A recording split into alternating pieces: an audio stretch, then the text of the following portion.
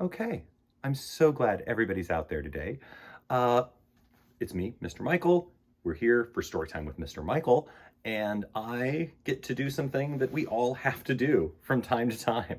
So, a while ago, I read a story, a very, very, very old story from Ireland called The White Cat and the Monk, and I mispronounced the cat's name. The cat's name was spelled B-A-N, but it's pronounced Bon if you're actually Irish and actually speak Irish. I didn't know that, but thank goodness one of our amazing viewers, Neve, pointed it out to me. So Neve also requested that I read another wonderful Irish book to everybody called The King with Horse's Ears. So it's also a very old story. This time it was written down by Eric Maddern, and the illustrations are by Paul Hess. So, Neve, thank you so much for, first off, letting me know that I was wrong and I could get right. There's nothing I like better than learning new things about words and names and how to read better. Because, I don't know if you guys know this or not, but I like books. I like reading. If you didn't know, pay attention, you'll find out. And I'm also very, very happy that you've requested this book. So thank you, Neve. Thank you for sharing this with me. And now I get to share it with everybody. So let's do it. The King with Horse's Ears by Eric Maddern, illustrated by Paul Hess. King Mark was a good king. Everyone loved him, but he had a secret hidden under his hat, an embarrassing secret. He had the ears of a horse. The king was so ashamed, he kept his ears covered with a silken cloth and wore his crown jammed down hard. No one knew about the ears except for one person. Not the queen, as you might expect, but someone else who got close to him.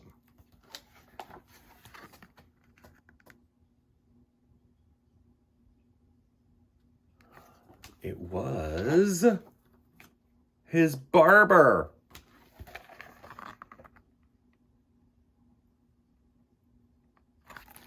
Once every 6 months, the barber came to cut the king's hair. Of course, he saw the king's ears, plain as two witches' hats, but King Mark said to the barber, "If you ever tell anyone about my ears, I'll have your head off in the morning." The barber didn't want to lose his head in the morning, or at any other time, for that matter.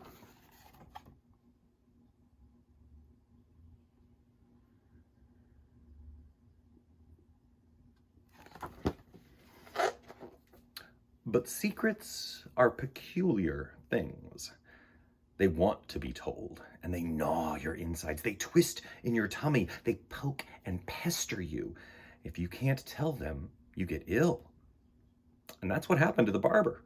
He got such a dreadful stomachache that at last he had to go to the doctor. The doctor examined the barber's tongue, took his pulse, and checked his reflexes. Finally, he said, "I'll tell you what the matter is. You've got a secret. What you must do is tell your secret to someone." "But I can't," said the barber. "I'll lose my head." "What you must do," said the doctor, "is tell your secret to the ground." "To the ground?" echoed the puzzled barber. "Yes," replied the doctor, "to the ground."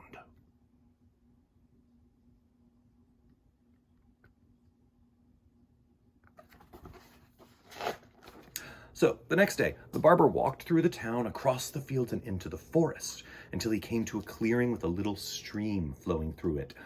"This is just the place to tell my secret," he thought. He made sure no one was listening, then knelt down, took a deep breath, and whispered, "King Mark has got horse's ears." He looked around again. No one was there, so he said it again, a little louder. This time, "King Mark has got horse's ears."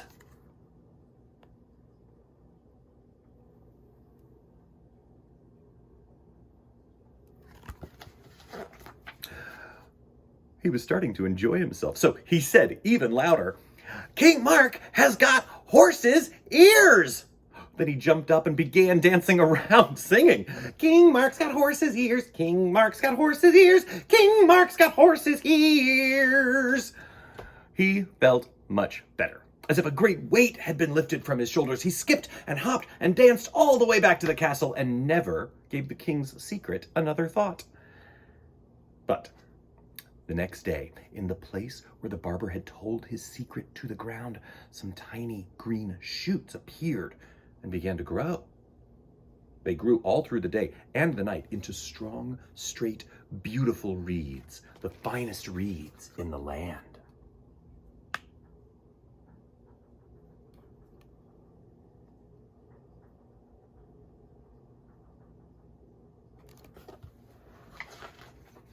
A few days later, a band of traveling minstrels were going through the forest on their way to King Mark's hall. They stopped to eat their bread and cheese. Afterwards, one of them took a stroll and came upon the reeds, the finest he'd ever seen. Now, he was a pipe player and made his pipes out of reeds. So he cut some down, went back to his friends, and they spent the afternoon cutting and whittling and making a brand new set of pipes. Then they went on their way to King Mark's court.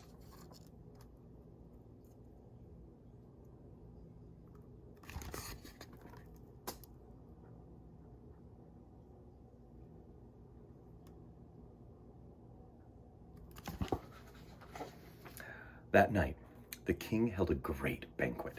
Lords and ladies came from all over the land, and the tables were groaning with food. When the feasting was over, the king clapped his hands. "Bring on the musicians! It's time for the dance!" So the minstrels took their places. The piper stepped forward with his brand new pipe to play the king's favorite tune. He put the pipe to his lips and began to play.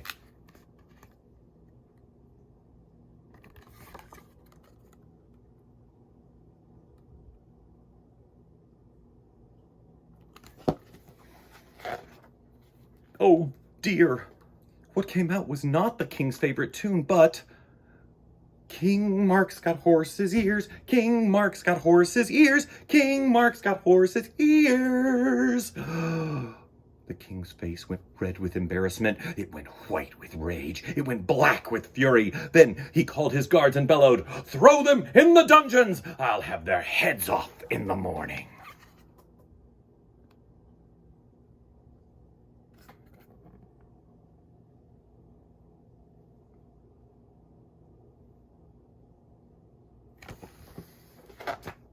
But the piper was a brave man. He stepped forward. "Your Majesty," he said, "it is not our fault. It is the pipe. It's bewitched." "Bewitched," roared the king. "Here, let me see." He took the pipe and examined it. Then he remembered that he could play a tune or two himself. So he began to play. But once again, what came out was, "King Mark's got horse's ears." Then he snarled, "Bring me the barber." And the poor barber was dragged in front of the king.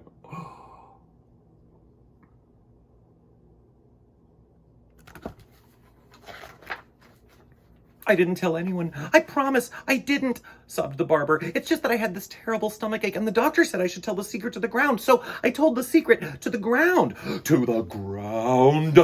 bellowed the king. "Yes, your Majesty, to the ground." Well, after that, the whole story came out. And by the time it was out, well, it wasn't a secret anymore. Everyone knew. But the strange thing was, no one laughed. And even stranger was, the king felt different too. A great weight had been lifted from his shoulders. He didn't have to worry about his secret anymore.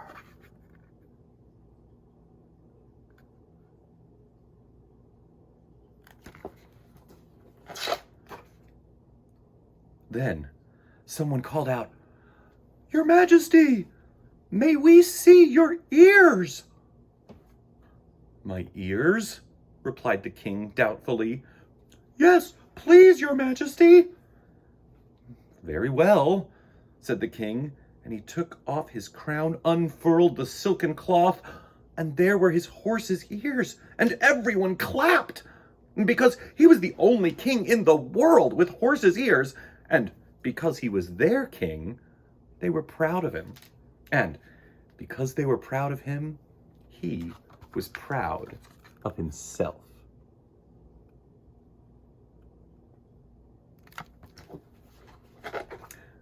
After that, The king had a new crown made with 2 special holes for his ears to poke through. His ears were much happier, and so was the king. He lived a good, long life, and when he died, his story spread all around the world. So, if you have something unusual about you, don't be ashamed. Be proud. Just remember, you are the only one of you there is.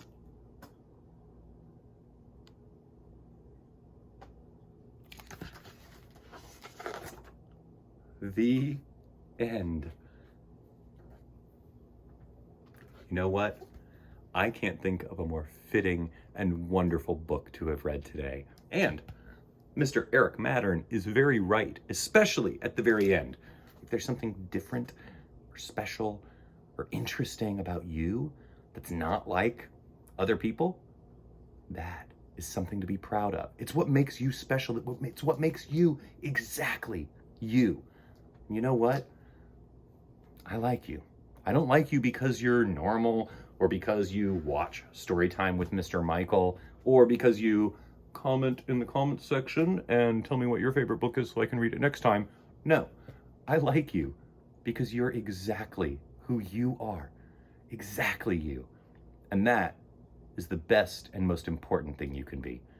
So, thank you everyone for watching. Thank you, Neve, for reaching out and letting me know about this book and letting me know about my mispronunciation in the previous book. It's always important to admit that we're wrong.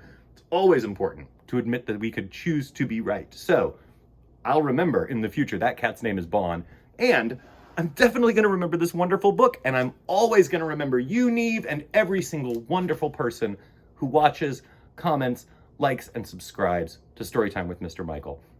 Thank you all very much. I'll see you next time. Bye-bye.